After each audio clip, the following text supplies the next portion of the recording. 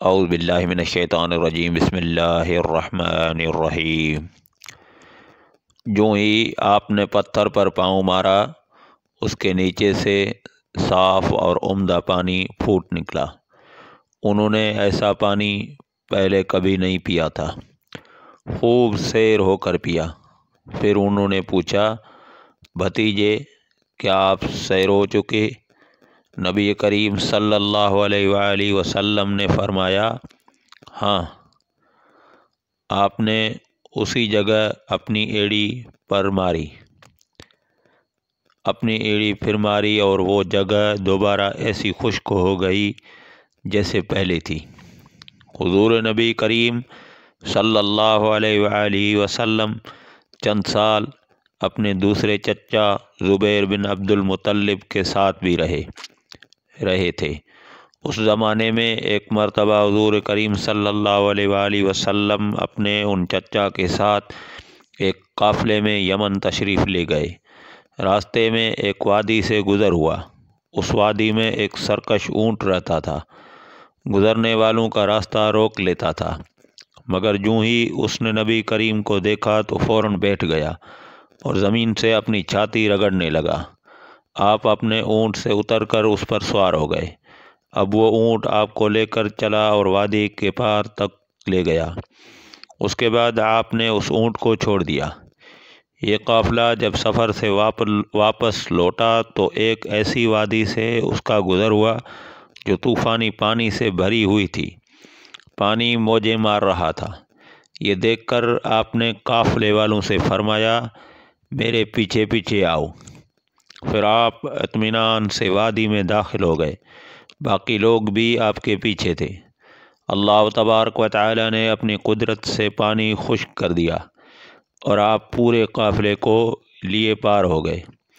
قافلہ مکہ پہنچا تو لوگوں نے یہ حیرت ناک واقعات بیان کیے۔ لوگ سن کر بول اٹھے، اس لڑکے کی تو کچھ شان ہی نرالی ہے۔ ابن حشام لکھتے ہیں، بنو لہب کا ایک شخص بہت بڑا قیافہ شناس تھا، یعنی لوگوں کی شکل و صورت دیکھ کر ان کے حالات اور مستقبل کے بارے میں اندازہ لگایا کرتا تھا۔ مکہ آتا تو لوگ اپنے بچوں کو اس کے پاس لاتے، وہ انہیں دیکھ دیکھ کر ان کے بارے میں بتاتا تھا۔ ایک بار یہ آیا تو ابو طالب آپ کو بھی اس کے پاس لے گئے، اور اس وقت آپ بھی نوعمر لڑکے ہی تھے۔ قیافہ شناس نے آپ کو ایک نظر دیکھا، پھر دوسرے بچوں کو دیکھنے لگا۔ فارغ ہونے کے بعد اس نے کہا، اس لڑکے کو میرے پاس لاؤ۔ ابو طالب نے یہ بات محسوس کر لی تھی کہ قیافہ شناس نے ان کے بھتیجے کو عجیب نظروں سے دیکھا ہے، لہٰذا وہ آپ کو لے کر وہاں سے نکل آئے تھے۔ جب قیافہ شناس کو معلوم ہوا کہ آپ وہاں موجود نہیں ہیں تو وہ چیخنے لگا، تمہارا برا ہو، اس لڑکے کو میرے پاس لاؤ جسے میں نے ابھی دیکھا ہے۔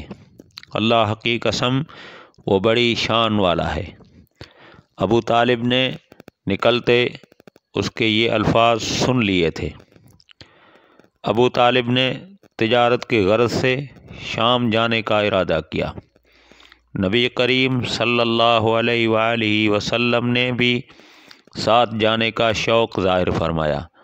بعض روایات میں آیا ہے کہ آپ نے جانے کے لیے خاص طور پر فرمائش کی۔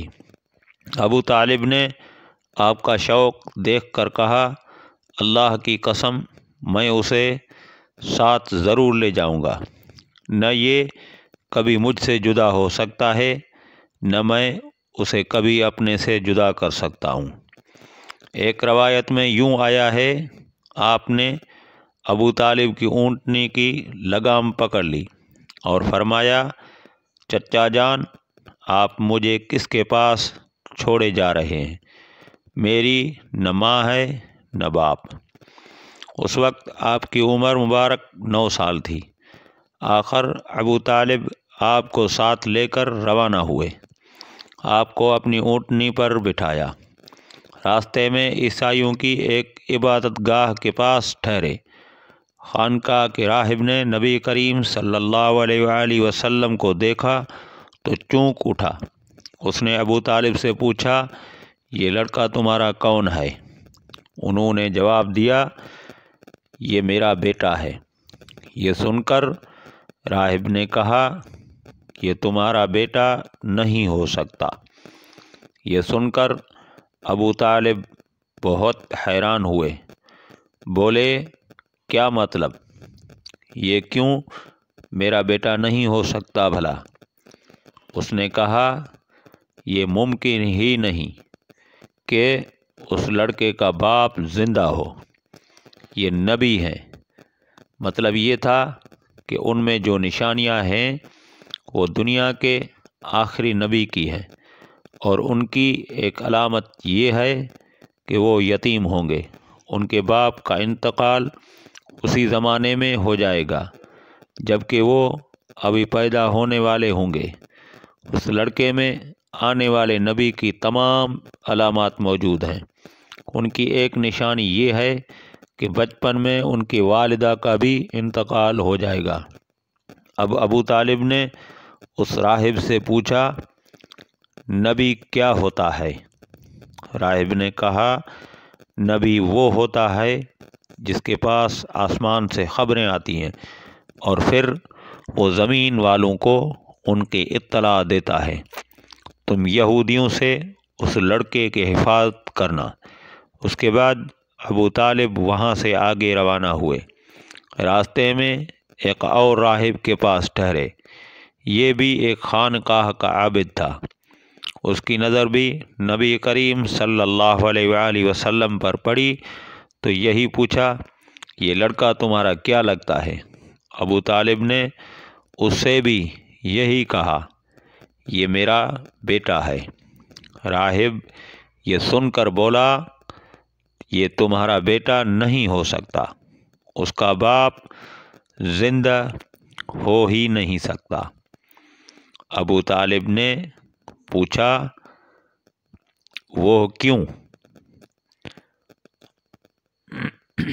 راہب نے جواب میں کہا، اس لیے کہ اس کا چہرہ نبی کا چہرہ ہے، اس کی آنکھیں ایک نبی کی آنکھیں ہیں، یعنی اس نبی جیسی جو آخری امت کے لیے بھیجے جانے والے ہیں، ان کی علامات پرانی آسمانی کتابوں میں موجود ہیں۔ اس کے بعد یہ قافلہ روانہ ہو کر بصرہ پہنچا۔ یہاں بحیرہ نام کا ایک راہب اپنے خانقاہ میں رہتا تھا۔ اس کا اصل نام جرجیس تھا، بحیرہ اس کا لقب تھا۔ وہ بہت زبردست عالم تھا۔ حضرت عیسیٰ علیہ السلام کے زمانے سے اس خانقاہ کا راہب نسل در نسل یہ عالم فاضل خاندان ہی چلا آ رہا تھا۔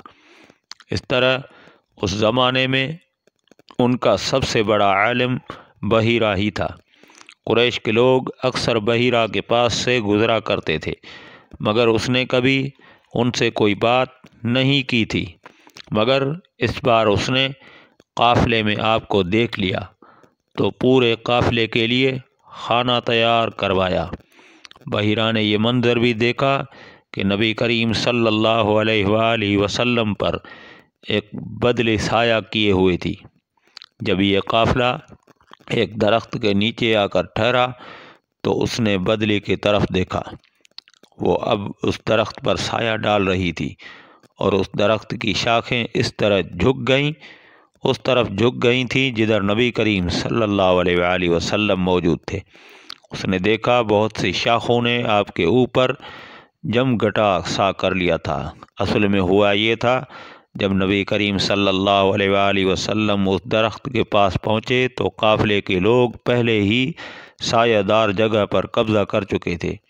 اب آپ کے لیے کوئی سایہ دار جگہ نہیں بچی تھی، چنانچہ آپ جب دھوپ میں بیٹھے تو شاخوں نے اپنا رخ تبدیل کر دیا اور آپ کے اوپر جمع ہو گئیں۔ اس طرح آپ مکمل طور پر سائے میں ہو گئے۔ بحیرہ نے یہ منظر صاف دیکھا تھا۔ آپ کی یہ نشانی دیکھ کر اس نے قافلے والوں کو پیغام بھجوایا، اے قریشیو، میں نے آپ لوگوں کے لیے کھانا تیار کروایا ہے۔ میری خواہش ہے کہ آپ تمام لوگ کھانا کھانے آئیں، یعنی بچے، بوڑھے اور غلام سب آئیں۔ بحیرہ کا یہ پیغام سن کر قافلے میں سے ایک نے کہا، اے بحیرہ، آج تو آپ نیا کام کر رہے ہیں، ہم تو اکثر اس راستے سے گزرتے ہیں، آپ نے کبھی دعوت کا انتظام نہیں کیا، پھر آج کیا بات ہے؟ بحیرہ نے انہیں صرف اتنا جواب دیا، تم نے ٹھیک کہا، لیکن بس آپ لوگ مہمان ہیں اور مہمان کا اکرام کرنا بہت اچھی بات ہے۔ اس طرح تمام لوگ بحیرہ کے پاس پہنچ گئے، لیکن اللہ کے رسول صلی اللہ علیہ وآلہ وسلم ان کے ساتھ نہیں تھے، انہیں پڑاؤ میں چھوڑ دیا گیا تھا۔ وآخر دعوانا ان الحمد للہ رب العالمین۔ السلام علیکم ورحمۃ اللہ وبرکاتہ۔